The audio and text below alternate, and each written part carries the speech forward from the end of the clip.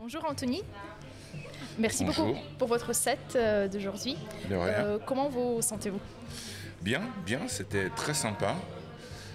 Pas trop de gens qui dansaient, mais il y avait quand même pas mal de monde, donc ouais, non, c'était très sympa. Moi j'aime beaucoup l'endroit, donc c'est facile de jouer en fait. Donc je peux jouer un peu différents styles de musique. Les gens dansent, tant mieux, les gens dansent pas, c'est pas grave. C'est pas grave, d'accord. Ouais. Le plus important c'est que l'ambiance soit très agréable et c'était très agréable aujourd'hui. Merci. Et que pensez-vous des sets le matin en comparaison avec les sets comme les soirées typiques? En fait, ça fait maintenant une année, 2 ans que ça commence un peu partout en Europe. À Amsterdam, Berlin, à Paris aussi. Maintenant, je vois qu'il y en a aussi à Varsovie. Moi, ce que j'aime bien, c'est le fait que ça amène une clientèle qui n'est pas forcément des gens qui vont aller dans les clubs. Soit ils sont des enfants et ils aiment bien venir juste là 1 heure, 2 heures, écouter un peu de musique, danser s'ils aiment bien, boire un café. En fait, j'en ai fait déjà dans 2 ou 3 endroits, hein. C'est pas la première fois. Donc, seule chose qui est un peu difficile pour moi, c'est quand je finis à 5 heures du matin dans un club et après qu'il faut que je sois là à 10 heures ou 11 heures. Mais sinon, voilà, c'est du plaisir. Toujours du plaisir. Super, super, c'est bon. Et vous pouvez nous dire quel est votre tout premier souvenir lié à votre amour pour la musique? Disons que j'ai toujours aimé la musique depuis que je suis enfant, mais ça a été un total hasard, en fait. Parce que ma profession avant, j'étais entraîneur de tennis. Pardon? J'étais entraîneur de tennis. Ok. Et j'ai eu des problèmes physiques avec mon dos, avec les genoux et un genre de burn-out. Et je suis parti à la montagne me ressourcer chez des amis. Et en fait, j'ai rencontré une personne qui avait un souci dans son club. Parce qu'il y avait des personnes qui ne voulaient plus, qui faisaient des choses pas très nettes, en fait, on va dire. Et je suis allé là dans ce club, en fait, pour l'aider. Et au bout d'1 mois, 1 mois et demi, ils m'ont dit Anthony, est-ce que tu veux t'occuper de l'endroit et tout? J'avais aucune expérience, rien du tout. Donc celle-là, c'était pas du tout de la musique, hein. C'était le bar, les commandes. Et petit à petit, ça s'est retrouvé qu'au bout d'1 année et demie, j'étais pas très content avec les DJ en fait. Ok. Et c'est à ce moment-là où j'ai décidé, avec l'aide d'un ou deux copains amis, qui m'ont appris en fait comment mixer et autres. Et puis c'est là que ça a commencé. Exactement en 2000. 2000. C'est Ouais, plus que ça 20 fait- ans, 25 ans. Ça fait 25 ans. Ok, super. 25 ans que j'ai commencé. Ouais. Super. Ouais. Et je sais que vous vivez à Varsovie depuis presque 20 ans. Je suis arrivé à décembre 2007. Ok, 2007. Ouais. J'ai lu l'interview, c'était 2008, mais Ouais, c'est la même chose, décembre 2007. Ouais. D'accord, c'est bon. Et en quoi, quelle est la différence entre la scène musique de DJ à Varsovie avec celle de Saint-Tropez? Je sais que vous vivez à Saint-Tropez, Monaco. Moi, j'ai travaillé dans pas mal d'endroits, que ce soit à Monaco, Saint-Tropez ou en Suisse, dans pas mal de villes. Je crois que maintenant, en fait, la musique, elle est un peu similaire partout. Depuis, en fait, qu'on est avec des MP3 ou les laptops, des choses comme ça, c'est un peu similaire partout. Avant, au début, c'était différent parce qu'il fallait acheter en fait des vinyles. Oui. Donc là, pour jouer là-dessus. Ouais. Et c'était 11-12 euros pour un. Donc en fait, tu changes complètement tu peux pas acheter 500 par mois, quoi, sauf si tu as beaucoup d'argent. Et maintenant, avec le MP3 ou des choses comme ça, où tu peux acheter un morceau, ou même pirater, parce qu'il y en a énormément qui piratent. Donc ça a complètement changé. Mais on écoute à peu près la même musique partout maintenant. Ouais. Et cette homogénéité, si je peux dire, c'est ça le mot? Homogène de la musique partout dans le monde. Est-ce que c'est bon pour l'industrie, pour les artistes, ou c'est quelque chose qui n'est pas très sympa et on doit faire quelque chose avec ça? Non, parce que je pense qu'il y aura toujours des différences par rapport au style, si c'est de la musique qui est un peu plus underground, mais même maintenant la techno qui était très underground avant, est devenue commerciale maintenant. C'est-à-dire que c'est les mêmes DJ qui jouent partout, c'est les mêmes musiques, donc c'est pas... Moi, je ne veux pas dire que c'est gênant ou que c'est mauvais. Je pense qu'on a perdu la qualité du DJ qui mixait. Ah, ok. Maintenant, on est plus dans la sélection musicale.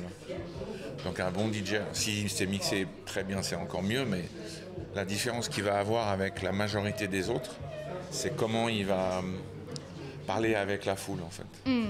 C'est-à-dire de dire, pas jouer n'importe comment, mais de construire quelque chose petit à petit avec les gens, en fait, quoi. Et voilà. Mais je pense pas qu'il n'y a rien de négatif pour moi. Et ce sera toujours les bons, ils seront toujours là, en fait. Oui. Ils vont s'adapter à ce qui se passe, c'est tout, quoi. Et comment vous construisez votre mix pour, par exemple, pour venir et jouer? Est-ce que vous le préparez avant ou c'est toujours comme l'improvisation? Je prépare. En fait, c'est pas que je prépare pas ou disons que je prépare rien, mais je connais énormément mes files de musique. Et en fait, alors aujourd'hui c'est différent parce que, par exemple, j'ai pas la pression de faire danser les gens. Si par exemple je jouais dans un club où je dois faire danser les gens, enfin c'est le but de la soirée quand même, je vais m'adapter autant que possible à la clientèle, aux gens qui sont là, quoi. Okay. Mais ça ne veut pas dire que je vais faire n'importe quoi non plus. Donc maintenant j'ai la chance de jouer dans des clubs où en fait les gens viennent pour la musique et pas forcément pour écouter de la musique commerciale. Okay. Donc ça c'est du pur bonheur. Voilà. D'accord, merci. Et je sais que vous n'êtes pas seulement un DJ maintenant. À quoi ressemble la vie, une journée dans la vie de Saint? Ça ça dépend des périodes. Parce que j'ai des périodes où je peux jouer 3, 4, 5 fois par semaine. Oh, okay. Parce que je suis pas seulement en club, je travaille dans des restaurants, je fais aussi des hôtels, donc des musiques d'ambiance. Mais ça peut être...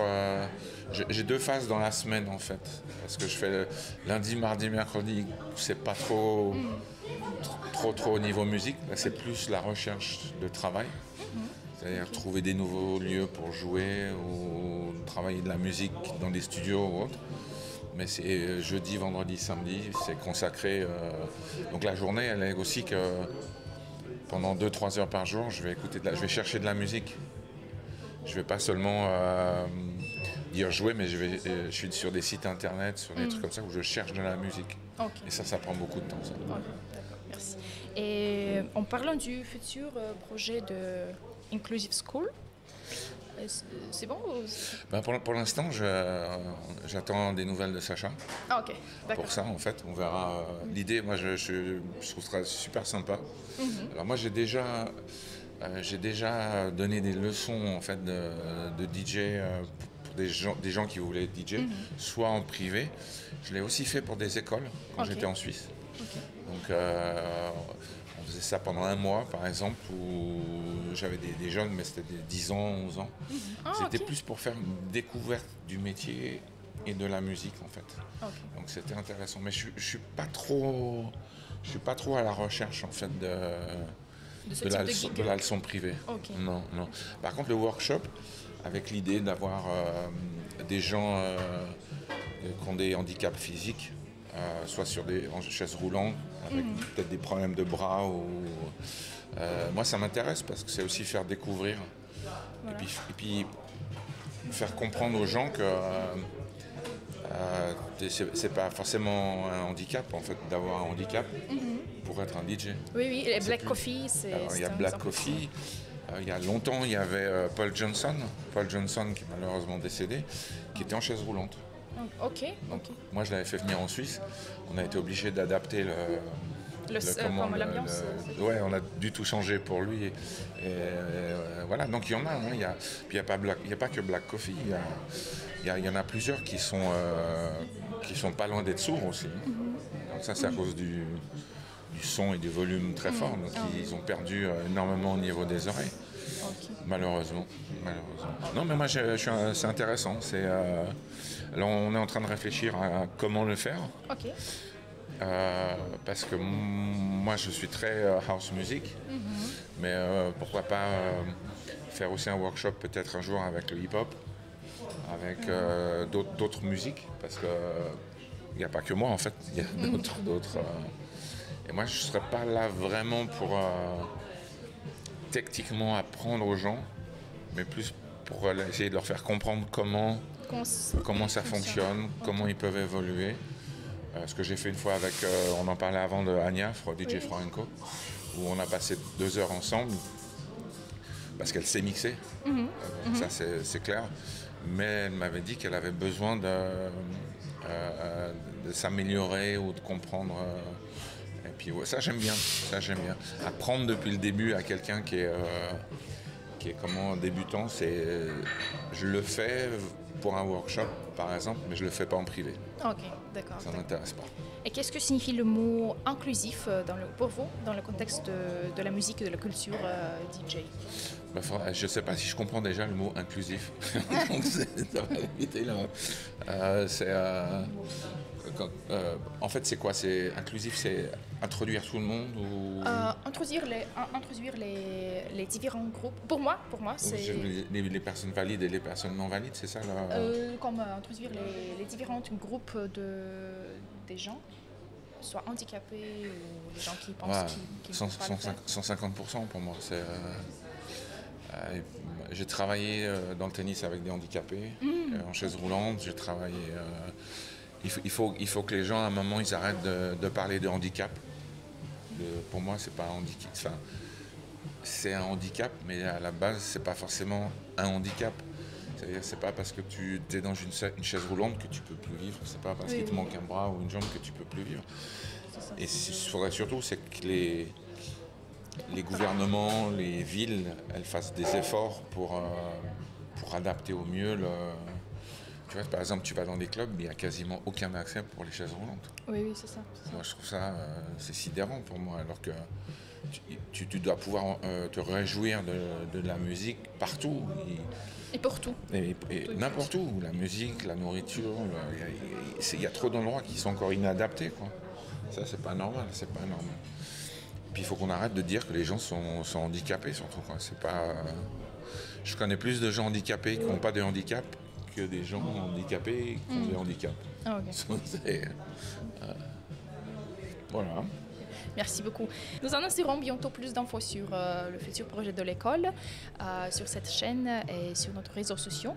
N'hésitez pas à rejoindre Anthony dans ses réseaux sociaux, Voilà, et merci beaucoup Anthony. De rien, c'était un plaisir. Et merci à Sacha pour m'avoir permis de faire une session ici. J'ai beaucoup aimé. Merci beaucoup. C'était super. À la prochaine fois. À la prochaine fois. À bientôt.